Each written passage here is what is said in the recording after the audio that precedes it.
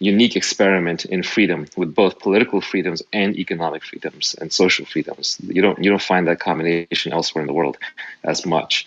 It's hard to. I don't know of any other place in the world where you have free speech enshrined in the Constitution, plus you have the right to bear arms, plus you have 50 different states they can move around on, plus the powers that are not enumerated to the government are left to the people. So those kinds of strong freedoms just don't exist anywhere else in the world. And that's why it's such a beacon for immigration, because people want to get here because it's free. It's free to experiment. It's free to do new things. But it seems that those freedoms are under attack. And ironically, from a just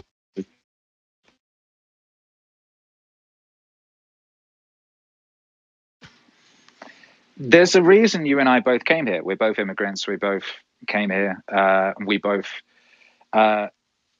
did well here. I'm earlier in my stage than you, and it is really, really tragic that the things that make it so valuable, appealing, useful in the world context are the things that are under attack. And I'm seeing all over the place, like people like, okay, so where do we go now?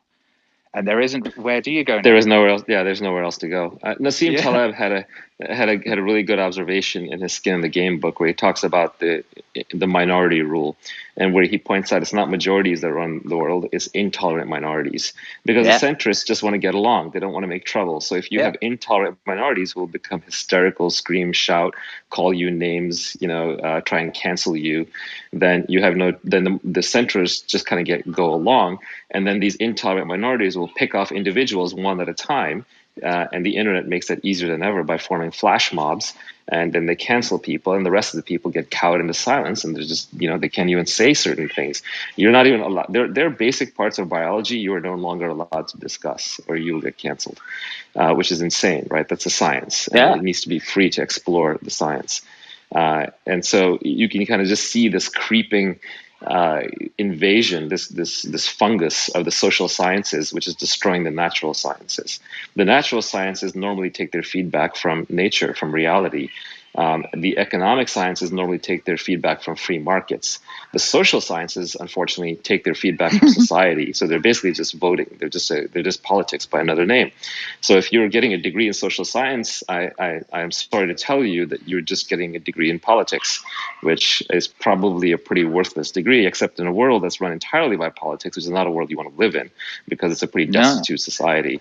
So unfortunately, we've read lots of books about that world.